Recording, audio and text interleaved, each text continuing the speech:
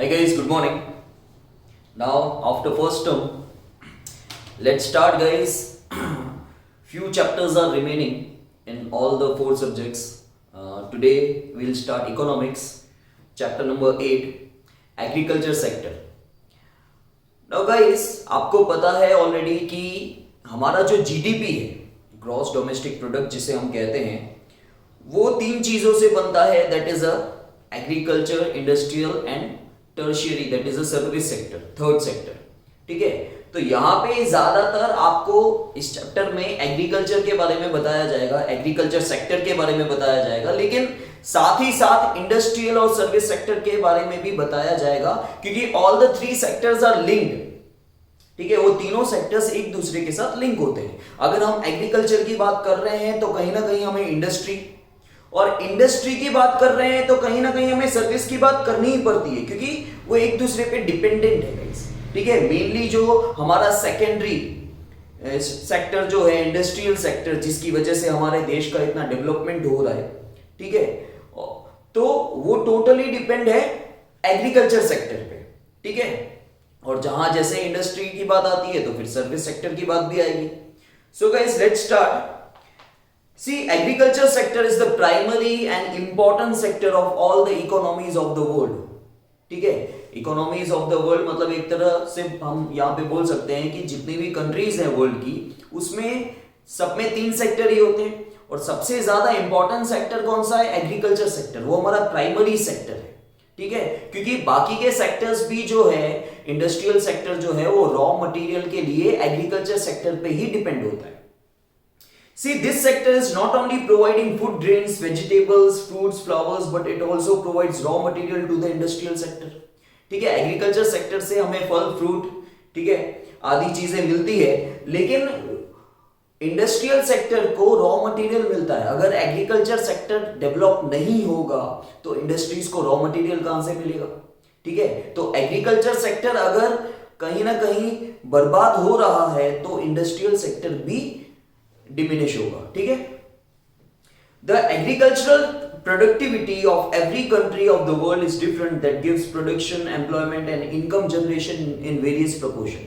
Guys, हर एक country की एग्रीकल्चरल प्रोडक्टिविटी मतलब एग्रीकल्चर प्रोडक्शन करने की क्षमता जो है हर एक कंट्री की अलग अलग होती है. ठीक है, इसलिए हर एक कंट्री जो है अपने जो भी सिटीजन्स हैं, उनकी कंट्री के जो भी लोग हैं, उनको अलग अलग प्रोपोर्शन में एम्प्लॉयमेंट मिलता है, इनकम जनरेट भी अलग अलग प्रोपोर्शन में होती है, क्योंकि प्रोडक्शन ज्यादा होगा तो एम्प्लॉयमेंट भी ज्यादा लोगों को मिलेगी और इनकम भी ज्यादा जनरेट होगी. तो अलग अलग कंट्रीज में एग्रीकल्चर सेक्टर का अलग अलग इंपॉर्टेंस है, पॉपुलेशन भी अलग अलग है.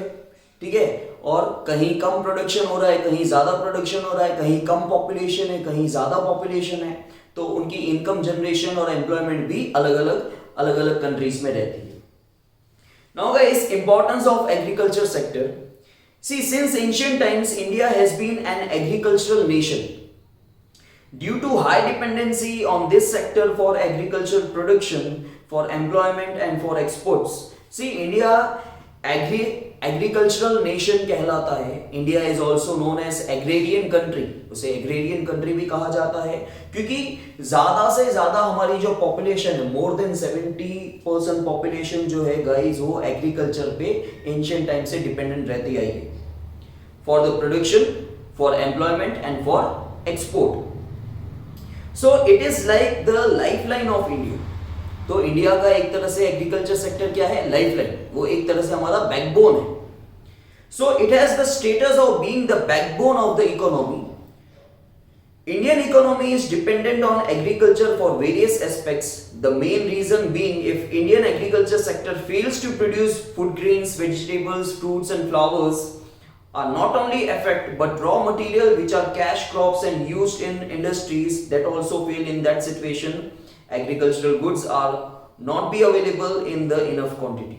तो guys, अगर इंडियन एग्रीकल्चर सेक्टर जो है वो अगर बर्बाद होता है, डिस्ट्रॉय होता है, तो गाइस इंडस्ट्रीज को रॉ मटेरियल भी नहीं मिलेगा, हमें फल, फ्रूट आदि चीजें तो नहीं मिलेगी, लेकिन उसके साथ ही इंडस्ट्रीज को रॉ मटेरियल नहीं मिलेगा. कहीं ना कहीं इंडस्ट्रीज भी डिस्ट्रॉय होने लगेगी. Therefore, they become costlier, which influences the life of the people. इसलिए वो ज़्यादा महंगे होने लगते हैं और जिसका असर जो है हमारे आम जनता पे पड़ता है, हम जैसे लोगों पे पड़ता है। अगर चीज़ें महंगी होती है तो कहीं ना कहीं हम उसकी डिमांड कम कर देते हैं। In addition to that big proportion of India's population, 68.8% population as per 2011 census live in rural areas, and if agricultural production fails then the income of the big mass gets negatively affected. आपको पता है 130 करोड़ की हमारी आबादी है जिसमें से 70% population rural area में रहता है जो मेनली एग्रीकल्चर पे डिपेंडेंट होता है क्योंकि रूरल एरियाज में ज़्यादातर इंडस्ट्रीज नहीं होती। तो अगर एग्रीकल्चर सेक्टर डिस्ट्रॉय होगा तो उनकी इनकम जनरेट कहाँ से होगी गाइस? उनकी इनकम जनरेट नहीं होगी और कहीं ना कहीं वो बेरोजगार हो जाएंगे, उनकी इनकम जनरेट नहीं होगी, उनको खाना पीना भी नहीं मिलेगा 2 वक्त का। So due to this they have to reduce demand of industrial products. Thus on one side industries are not getting enough raw material and on the other side industrial products are not adequately demanded.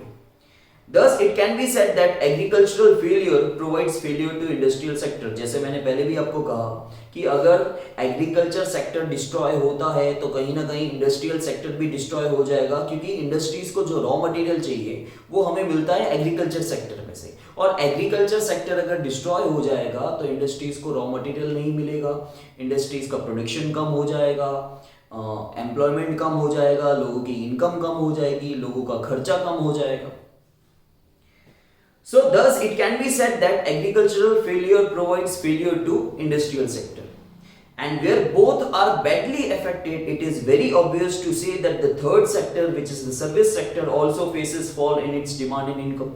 तो but obvious है guys कि हमारा primary sector और secondary sector मतलब agriculture और industrial sector अगर दोनों के दोनों एक साथ इफेक्ट होते हैं तो उसका असर जो है बुरी तरह से तीसरे सेक्टर मतलब सर्विस सेक्टर पे भी होने वाला है। Agriculture sector fails then entire economy fails, क्योंकि एग्रीकल्चर सेक्टर अगर फेल होगा तो इंडस्ट्रियल भी फेल हो जाएगा और सर्विस सेक्टर भी फेल हो जाएगा, तो पूरी की पूरी इकोनॉमी फेल हो जाएगी हमारी कंट्री की। In short once the agriculture succeeds the whole nation progress. एक बार अगर एग्रीकल्चर सेक्टर सक्सेस मिलता है उसको तो पूरा देश जो है वो प्रोग्रेस करेगा। Hence agriculture sector is known as the backbone of the nation. See, India utilizes industrialization since 1956, second 5 year जो प्लान था, क्योंकि 1951 से लेके 1956 तक फर्स्ट 5 ईयर प्लान चला था और 1956 से सेकेंड 5 ईयर प्लान स्टार्ट हुआ था जहां इंडिया ने इंडस्ट्रियलाइजेशन स्टार्ट किया था। See, the government of India has made efforts to industrialize the nation, but even today India is known as agriculture-oriented economy. तो गवर्नमेंट ने बहुत सारे एफर्ट्स पुट अप किए हैं कि ज़्यादा से ज़्यादा हमारे नेशन को इंडस्ट्रियलाइज किया जाए, मतलब ज़्यादा से ज़्यादा इंडस्ट्रीज खोली जाए ताकि हमारा डेवलपमेंट हो सके। जितनी ज़्यादा इंडस्ट्रीज होगी उसी के बेसिस पे हमारा डेवलपमेंट हो सकता है, क्योंकि जब इंडस्ट्रीज आएगी तो लोगों को काम मिलेगा, सर्विस सेक्टर का भी प्रोग्रेस होगा। ठीक है, सिर्फ हम एग्रीकल्चर के बेसिस पे हम फुल्ली डेवलप नहीं हो सकते। So it should be noticed, India is known as the agriculture oriented economy. It should be noticed that due to planning efforts, dependency on agriculture production, income, employment, export revenue have been reduced.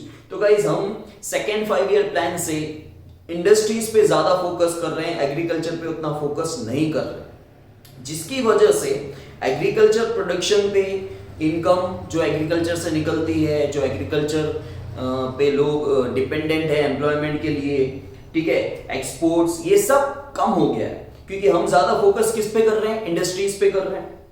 So in spite of this even today the development rate of economy is dependent on the growth of agriculture sector. तो guys इन सारी चीजों के बावजूद आज भी जो हमारा डेवलपमेंट रेट है वो कहीं ना कहीं एग्रीकल्चर सेक्टर पे ही डिपेंडेंट है। तो गाइस ये था इंपॉर्टेंस ऑफ एग्रीकल्चर सेक्टर। अब हम अभी का प्रेजेंट सिनेरियो देखेंगे, present situation of agriculture sector in India.